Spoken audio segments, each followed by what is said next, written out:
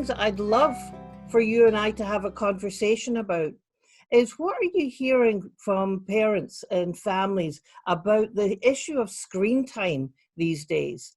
What I'm hearing is parents are really having a hard time limiting the amount of time that kids are on the screens, with them being home all the time, with the pressure that parents have to cover some of the schooling work, to do their own work, to find time to play and do all of these things. They're finding that just being free with screens is something that is an easy solution.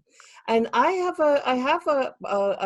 a plan for parents to think about around this, and I'll tell you why. One big reason is that we know that when kids spend too much time on screens, it can be bad for their well-being. Can be bad for their mental health. And any parent who's watched their kids go overdose on screens know exactly what happens. They get more irritable, they get more jumpy, they don't want to participate in things.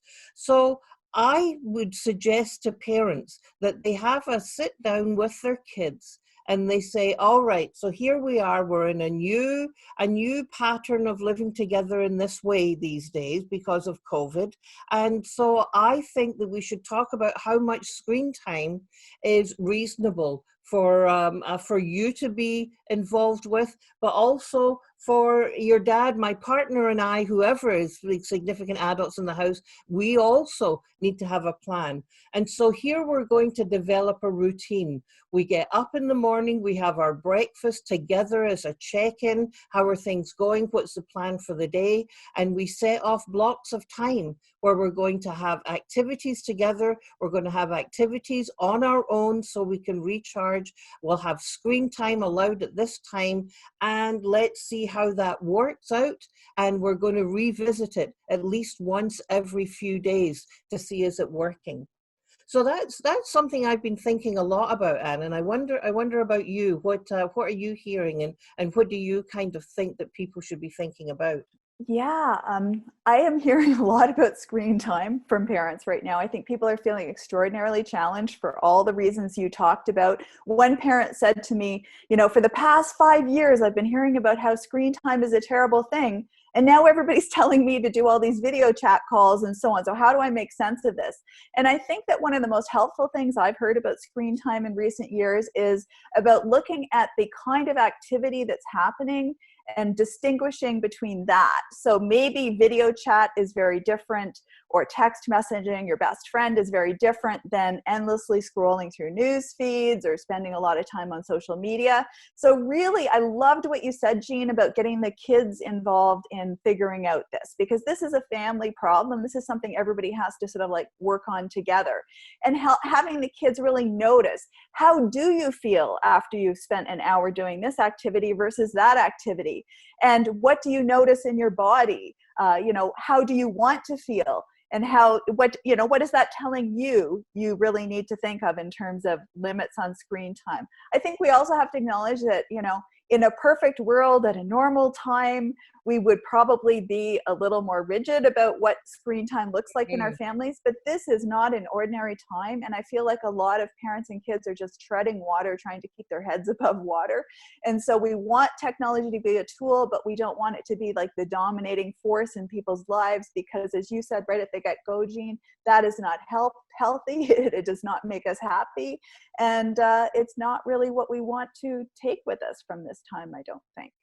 Right. Well, and you make such a good point about what's the difference between social media and educational materials and connecting with people, or just simply looking through news feeds. And so the 0 to 3 organization has a really very nice outline. It's called AIMS, AIMS, and I can't remember what it all stands for, but essentially it's saying, if you're wondering about educational content and screen time, limit the amount, absolutely, but is it engaging your child?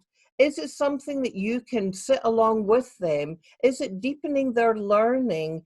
Is it exciting for them? And is it something that you would want them to be watching in the very first place? You know, those kinds of things to think about.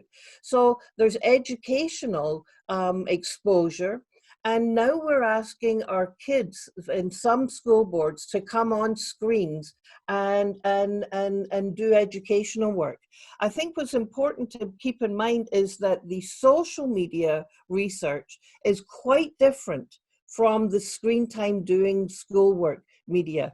The social media is the area that people have much more concern about.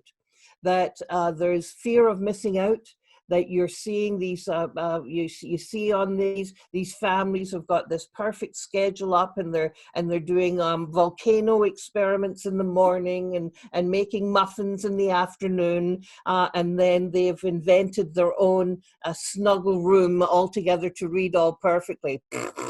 You know, so you see these perfect things, but what you don't see is the muck and the mess and all of those things. So social media is this thing that we absolutely need to be challenging families to narrow and cut that down as much as possible. And the key word that you mentioned there is the balance.